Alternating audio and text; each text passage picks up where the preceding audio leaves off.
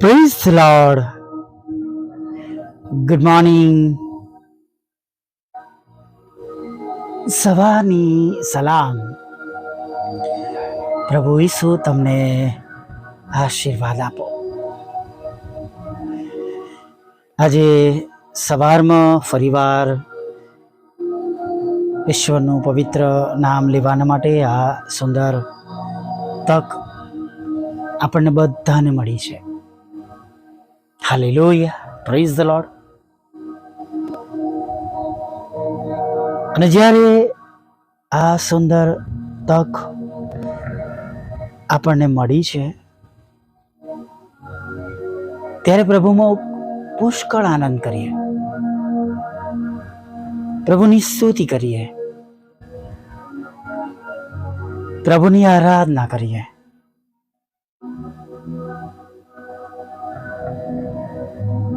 કેમ કે મિત્રો, વડીલો, ભાઈ બહેનો, દીકરા દીકરીઓ, આવી સુંદર તક પૃથ્વી પર વસતા તમામ લોકો પાસે નથી. તમે પણ તમારી આસપાસ જોતા હશો, તમારા ઘરમાં જોતા હશો, ઘણા લોકો નથી.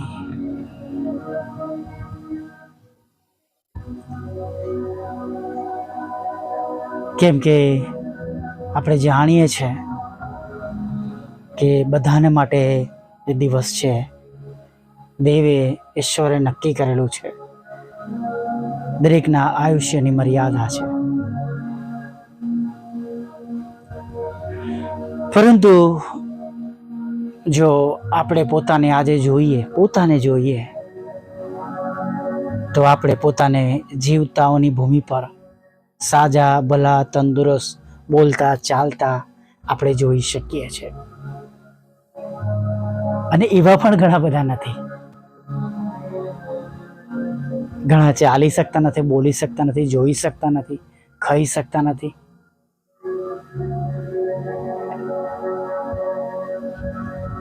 હોસ્પિટલની પથારી પર છે, દર્દનાક રીતે તેમની ટ્રીટમેન્ટ ચાલી રહી છે.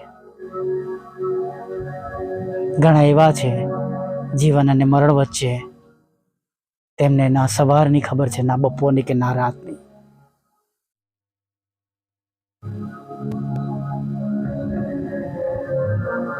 અને માટે વાલા મિત્રો, આજે તક મળી છે એનો પુષ્કળ ઉપયોગ કરીએ.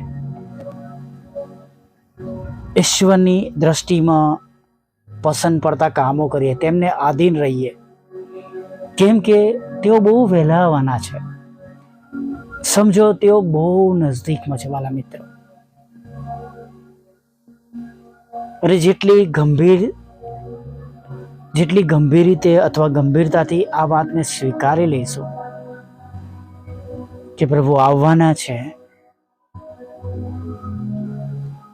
એટલી આધીનતા, ભય, બીક આપણામાં આવશે. પવિત્ર આત્મા પિતા આપણને એ બધી બાબતોની અંદર રાખીને ચાલતા શીખવશે.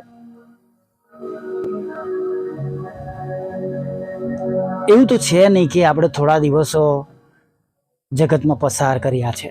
લગભગ આપણે બધાએ એક લાંબી મુસાફરી આ જગતમાં કરી રહ્યા છે.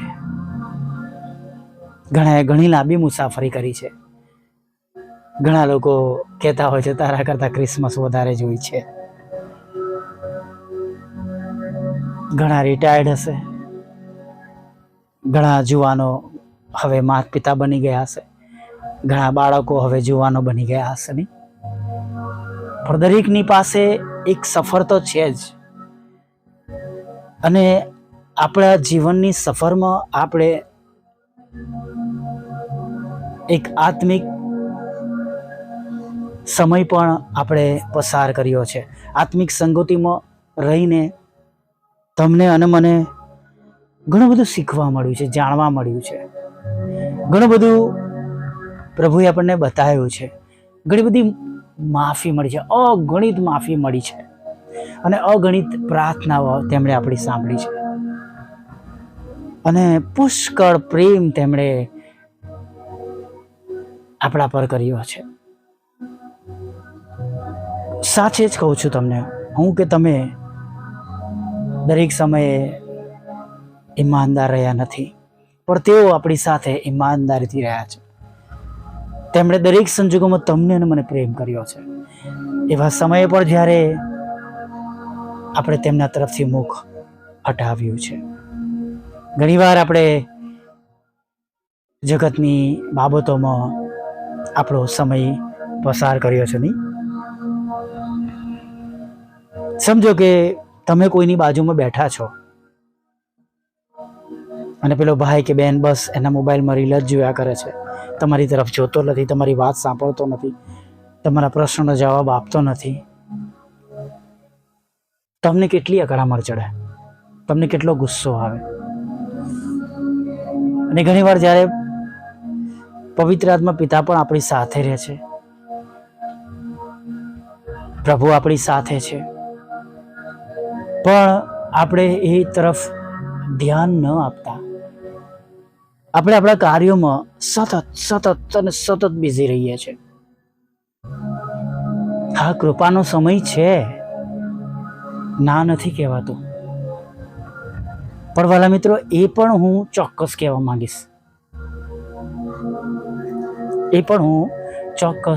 માંગીશ,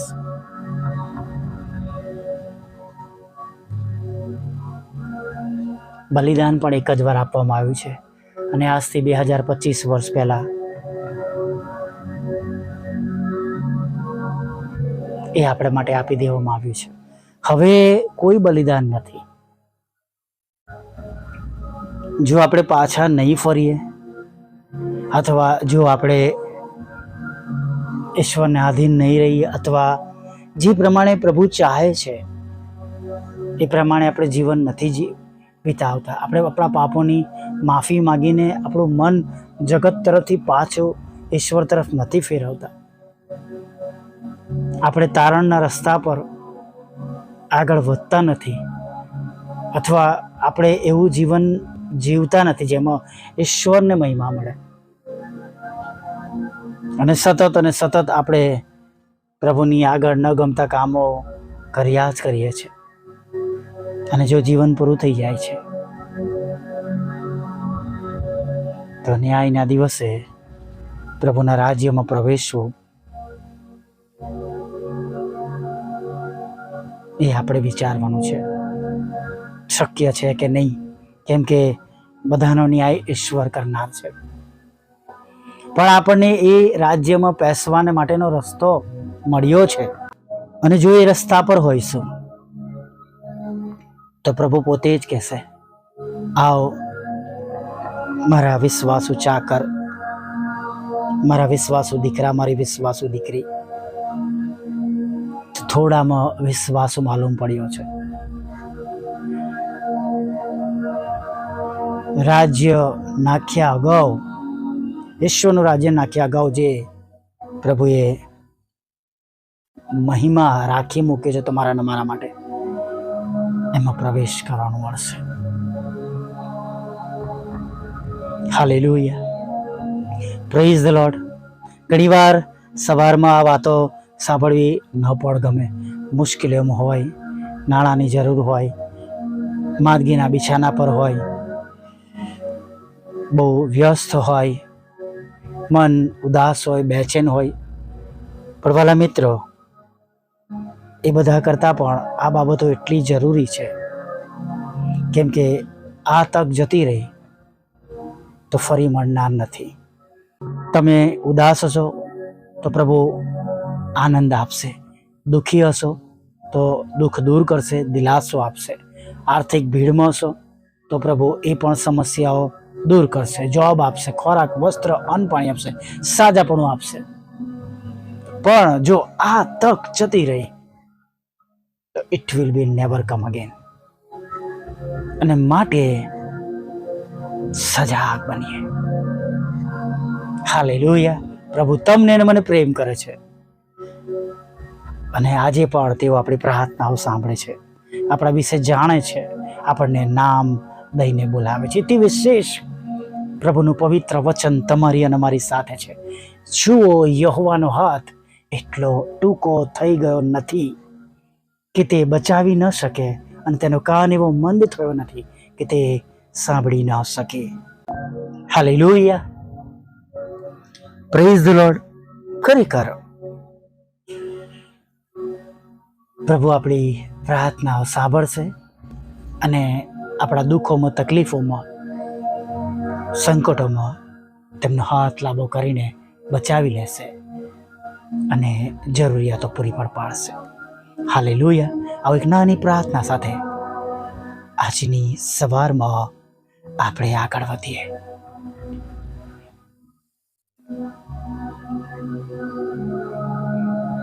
વાલા પ્રભુ, અમે તમારી સ્તુતિ કરીએ છીએ અને કેવળ તમારી સ્તુતિ કરતા, આરાધના કરતા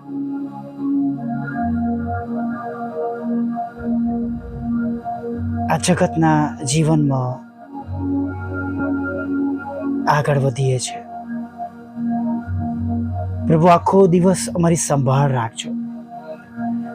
પ્રભુ, જેમ નૂના સમયમાં તમારી દ્રષ્ટિમાં ન્યાય થયો, એમ પ્રભુ અમે પણ તમારી દ્રષ્ટિમાં ન્યાયી રહીએ એવું થવા દો. અમારી આસપાસ પણ પ્રભુ બુરાઈઓ છે, ખરાબ બાબતો છે, ખરાબ સંગ છે, વાતાવરણ છે, એવી વસ્તુઓ છે, છેતરામણી બાબતો છે, લલચામણી બાબતો છે. અરે પ્રભુ, અમે તમને વિનંતી કરીએ છીએ, એવી દરેક શૈતાની કોઈ યુક્તિઓથી આજે સવારમાં તમે અમારું રક્ષણ કરજો, તમે અમારી સંભાળ લેજો, તમે અમને દોરજો, તમે અમને ચલાવજો. અને પ્રભુ, જે પ્રમાણે પ્રભુ આજે સવારમાં અમારે આ દિવસને પૂરો કરવો જોઈએ, એ પ્રમાણેનું પૂરું જ્ઞાન, બુદ્ધિ અને ડાપણ તમે અમને આપજો. પ્રભુ, મારું બોલવું તમારા નામમાં આશીર્વાદિત થાય. ઘણા બધા હૃદયોની સાથે અમારા મુખમાંથી નીકળેલા શબ્દો વાત કરે, હિંમત આપે, બળ આપે, સામર્થ્ય આપે. અને તેમના માટે આજે સવારમાં કરેલી મધ્યસ્થની પ્રાર્થના આશીર્વાદનું કારણ બની જાય. ઘણા બધા કુટુંબો આશીર્વાદિત થાય, ઘણી આંખના આંસુ આનંદમાં બદલાઈ જાય. પ્રભુ, ઘણા લોકો પથારી પરથી બેઠા થઈ જાય, લકવામાંથી બેઠા થઈ જાય, અને જે તે રોગોનું નિદાન થયું, હા જીવલેણ રોગ હોય, કેન્સર હોય, તો પણ પ્રભુ ઈસુમાં તેઓ સંપૂર્ણ સાજાપણું પ્રાપ્ત કરે એવું તમે થવા દો. પ્રભુ, આર્થિક સમસ્યાઓમાં છે, દેવાઓમાં છે, પ્રભુ જોબ ચાલી ગઈ છે, બિઝનેસ ચાલતો નથી, પ્રભુ નાણાં રોક્યા છે, ફસાઈ ગયા છે, છેતરામણી થઈ ગઈ છે, નાણાં ચાલ્યા ગયા છે. પ્રભુ, મદદ કરો તેવા લોકો, મદદ કરો પ્રભુ.